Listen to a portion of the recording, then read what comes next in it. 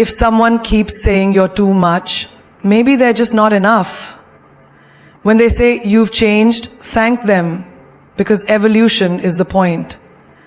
And when someone calls you lucky, smile, because they weren't there when you were crying alone in silence. Jealous people don't always attack you. They disguise it as compliments, jokes, or concern. But their words, oh honey, they reek of insecurity.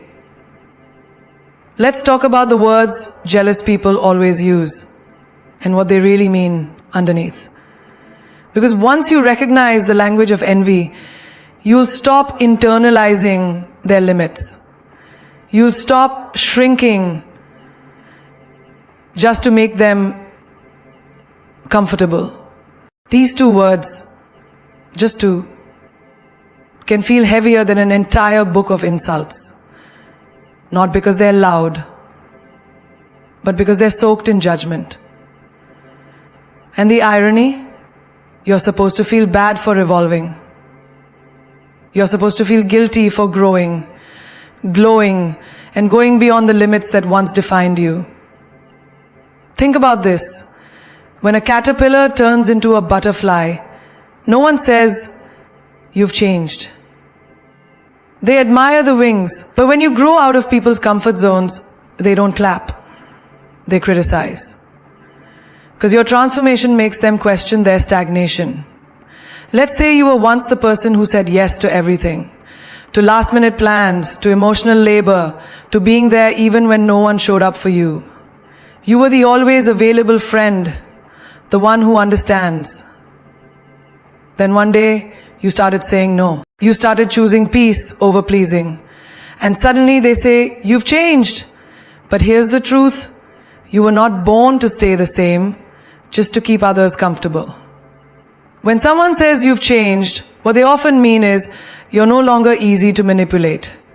You no longer respond to chaos. You no longer explain your worth. You no longer tolerate disrespect masked as humor. That's not changing. That's evolving. That's leveling up. That's becoming unrecognizable to the people who only loved you when you were broken. Picture this. You used to party every weekend. You used to surround yourself with noise, distraction, drama, anything that helped you escape your pain. But then, something in you shifted. You started waking up early, reading books, protecting your energy. You found peace in silence, power in solitude. And those same people who used to be your ride or die, they now say, you're different. Yes, you are. Because you realize that growth doesn't happen in chaos. It happens in quiet. In decisions made alone at midnight when no one is watching. And not everyone will understand that. Sometimes even family says it. You've changed. Maybe you no longer accept emotional guilt tripping. Maybe you don't let them decide who you should marry, what job you should take, or how you should live. The moment you stop living by their script, you become the villain in their story. But let me ask you this. Is it better to be the villain in their version of your life or the hero in your own? Think of your workplace. You used to blend in, laugh at every joke, agree with every decision. But now, you speak up. You set boundaries. You bring results without sacrificing your mental health. And your co-workers murmur, she's not the same anymore. Good. Because blending in never created impact. Growth requires standing out. You see, people who truly love you will celebrate your change. They'll evolve with you or cheer you on from wherever they are. But jealous people, insecure people, they'll shame you with nostalgia. They'll say, remember when you were more fun? Remember when we used to be close? Yes, you remember? And that version of you was tired, drained, lost, and playing small. You don't owe anyone a return trip to your past. You've changed because you were meant to. You've changed because staying the same was killing your soul. You've changed because evolution is the only evidence that you're truly alive. So when they say it, let them. When they whisper it, smile. Because every time someone says you've changed, they're unknowingly confirming what you worked so hard for. That you're not who you were, you're becoming who you were always meant to be. You think you're better than everyone. It's not a question, it's an accusation. And it usually comes from people who are secretly threatened by the way you've started owning your worth. The truth is, they don't actually believe you think you're better. They're just uncomfortable because you stopped thinking you're less. When you were quiet, humble to a fault, constantly doubting yourself, constantly asking for permission to exist, they loved that version of you. You were easy to predict, easy to manage, easy to overlook.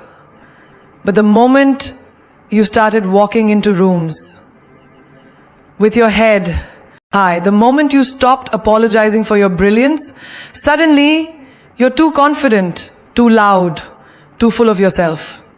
Let's take a simple, everyday example. You used to work in the background while others took the credit. You were okay with it, right? You told yourself it's not about recognition, but deep inside, it hurt. Then one day, you started speaking up in meetings, asking for what you deserve, saying no to being used like a silent machine. Now people whisper, she thinks she's better than us. No, you don't think you're better. You just finally started treating yourself the way you should have been treated all along. Or maybe you're the one in your family who broke the cycle.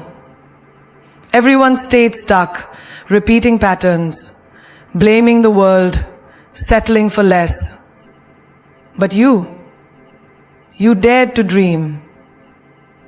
You got your worth. You were praised not for your value but for your compliance. But now you've set your price. You don't chase clients, they chase you. And here comes the bitterness. She's changed. She acts like she's too good for us. No, you just know your worth. And the moment you realize your value, those who benefited from your discount mindset will call it ego. This world has conditioned women to believe that humility means silence, that being liked is more important than being respected. But here's the raw truth. They don't want you to think you're better because they prefer when you think you're not enough. Here's what nobody tells you. Confidence scares people who rely on your insecurity to feel secure. They feel safe when you doubt yourself because it means they don't have to compete with your light. But when you step into your power, they feel exposed. So they say, you think you're better than everyone, and deep down, what they're really saying is, you're no longer willing to play small for my comfort. You're no longer accessible to my manipulation.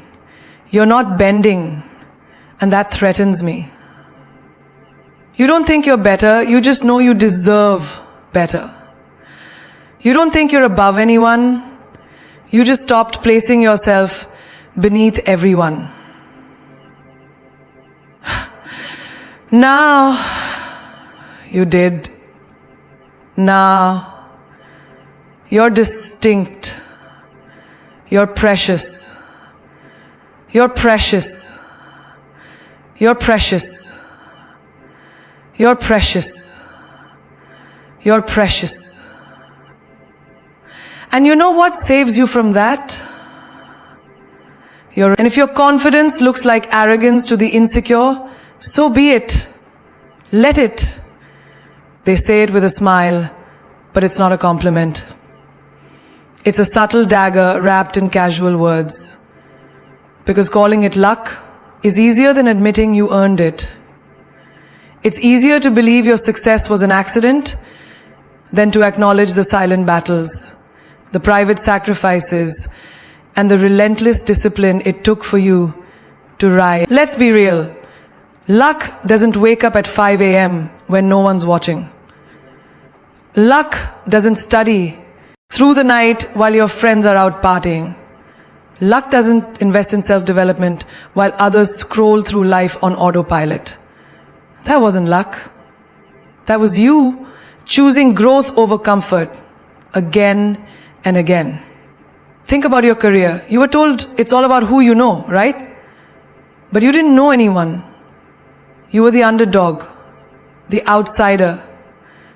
You weren't handed opportunities. You created them. You applied for jobs with no connections, got rejected dozens of times, and still showed up. You networked, you trained, you pushed yourself to the edge. And now that you've made it, what do they say? She got lucky. As if luck wrote your resume. As if luck showed up every day when they didn't. Or maybe it's your business. They said it wouldn't work. They laughed at your ideas. They whispered, it's just a phase. And then when your side hustle turned into a six-figure reality, when your product started selling out, they changed their tune. She got lucky. They ignore the nights you cried behind closed doors, the anxiety attacks, the loans, the sleepless grind. They see the glow, but ignore the grind. In relationships too, they say it. She's lucky she found someone like him. No, you healed to attract that kind of love. You didn't just get lucky. You became emotionally available, learned how to love yourself, set boundaries, and stopped tolerating half-loves and emotional scraps. That wasn't luck. That was transformation. Let's not forget health and fitness. People see your body change, your energy rise, your skin glow. Must be nice. She's lucky. She has time to work out. They don't see you waking up before sunrise. They don't see you skipping the junk, pushing through the burn, saying no to instant pleasure for long-term gain. That's not luck. That's discipline on fire. Luck is a story people tell themselves to justify their own inaction. It's a pillow for the lazy. Because if you got lucky, they don't have to feel bad for not trying. If your life happened by chance, they don't have to change theirs by choice. People never see the years you spent underground. They only clap when the flowers bloom, not realizing how much dirt you had to push through. When you were losing sleep, they were sleeping peacefully. When you were investing in your mind, they were wasting time. But now that you're shining, they act like you tripped and fell into greatness. Let them talk. They didn't see the version of you that failed over and over and still kept going. They didn't see the tears you cried in silence because you didn't want to look weak. They didn't see how many times you had to rebuild yourself from ashes when no one showed up for you. So now when they say you got lucky, smile. Because deep down they know it wasn't luck. It was fire. It was faith. It was fight. It was the unshakable belief that no matter how many times life knocked you down, you were going to rise. And not just rise, but rise like a storm. Must be nice. They say it with a smirk, like a casual comment, but you can hear the weight behind it. The resentment, the envy, the refusal to accept that you worked for it, that you sacrificed, suffered, and stayed consistent when it wasn't convenient. Must be nice is the anthem of people who want the result without respecting the journey. They see you driving a new car and they roll their eyes. Must be nice. But where were they when you were driving a beat-up vehicle, scared it wouldn't make it to your destination? Where were they when you were skipping outings, wearing the same shoes for years, saying no to pleasure just so you could say yes to your future. They weren't there when you were budgeting every cent, declining trips, eating noodles while saving every dime. But now you've upgraded your life, and suddenly it's just luck? No, it's alignment, it's effort, it's endurance, it's vision. Think about your emotional growth. You used to get triggered by everything. You used to beg people to stay. You used to be broken by rejection. But then you did the work. You read the books. You sat in silence. You cried. You journaled. You forgave those who never apologized. You rebuilt your spirit, brick by brick. And now, when you're calm in chaos, when you walk away without needing closure, when you radiate peace, they say, must be nice to not care anymore. But they don't know that healing was not a vacation. It was a war. And you fought it alone. What your worth. You were praised not for your value but for your compliance. But now you've set your price.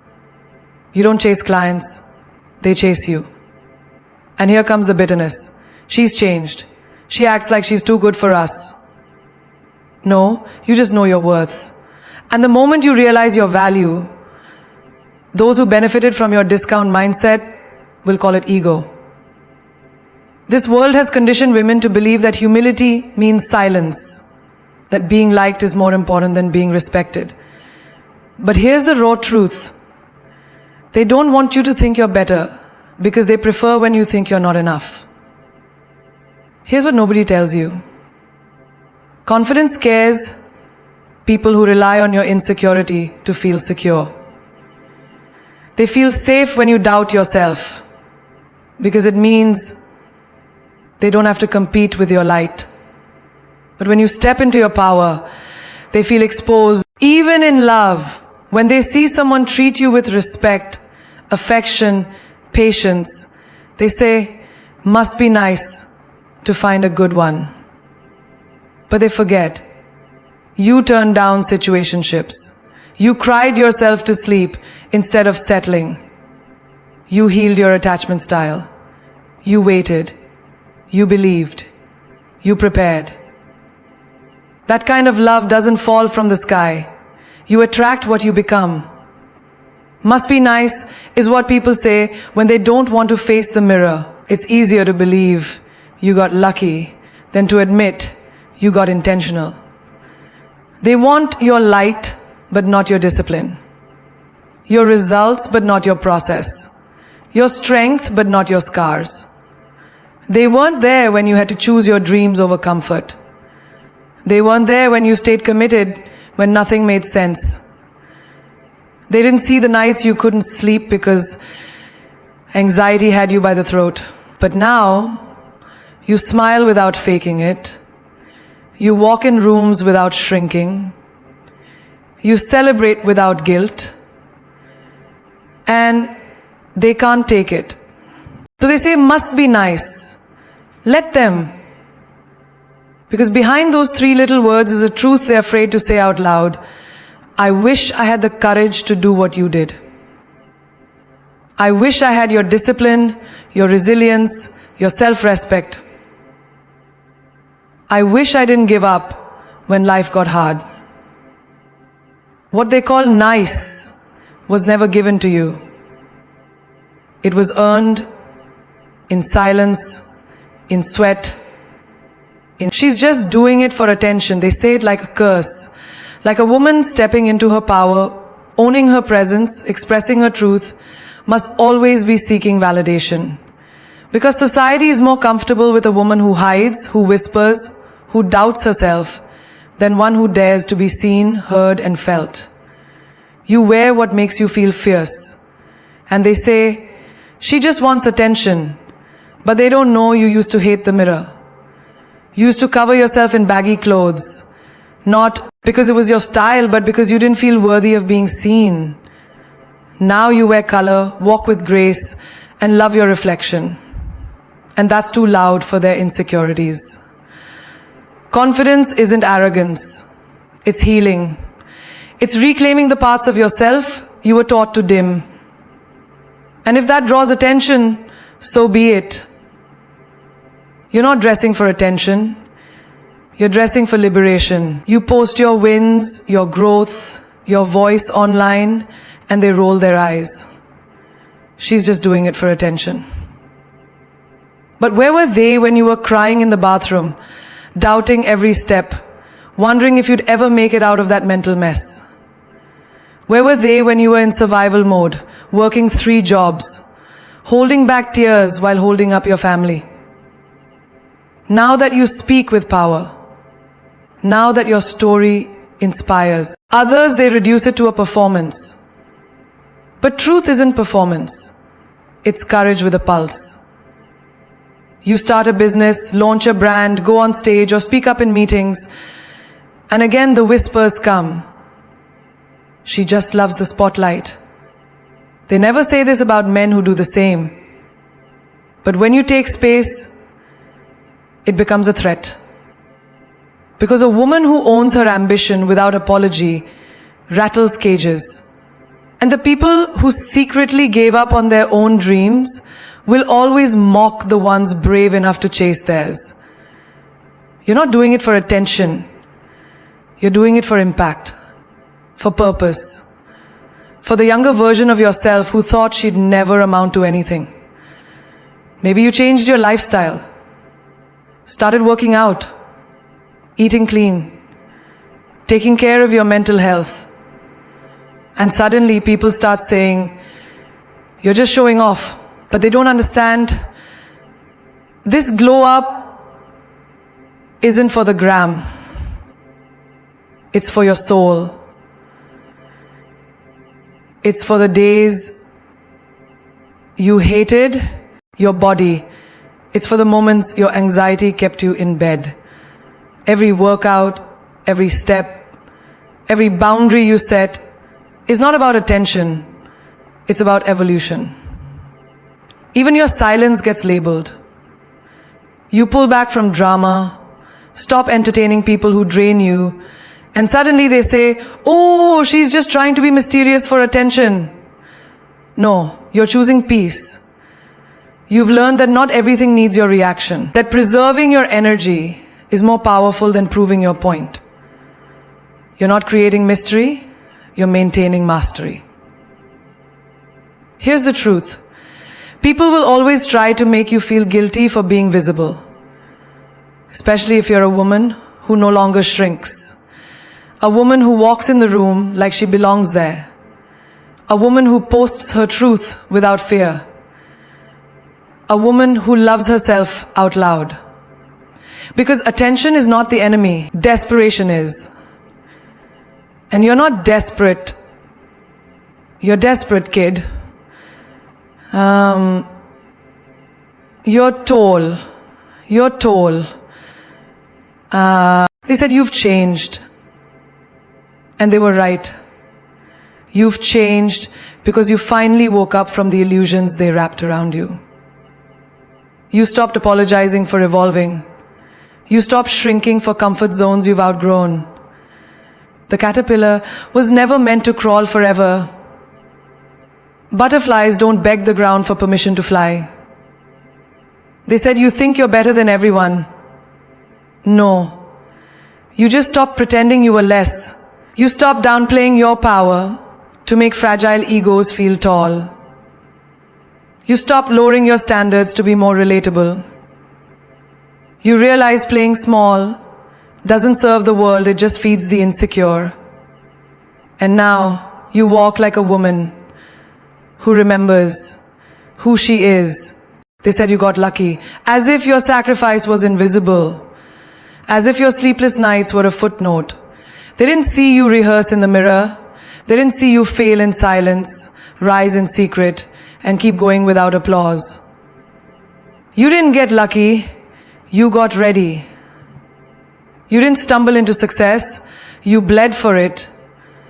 And now that you're glowing, they call it luck because they can't stomach the fact that you earned it. They said must be nice. Yes, it is. But what they really mean is Why her and not me? What they don't realize is that nice was never handed to you. You fought for it. You cried for it.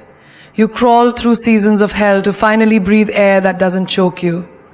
It must be nice to be free. But it's even better to know you freed yourself. They said, she's just doing it for attention. But what they didn't understand is that you're not performing.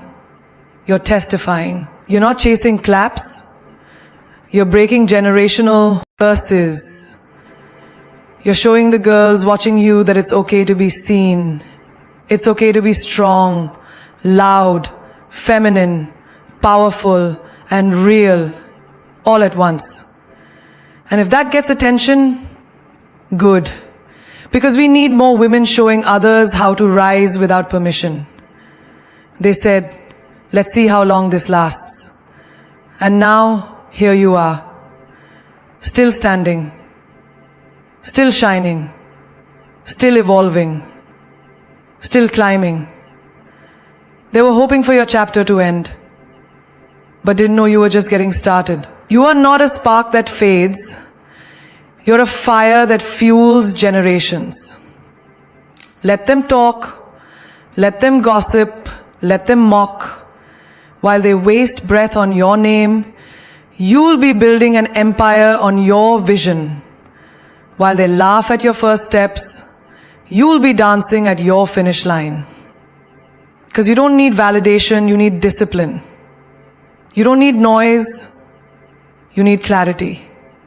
You don't need their permission, you need your truth.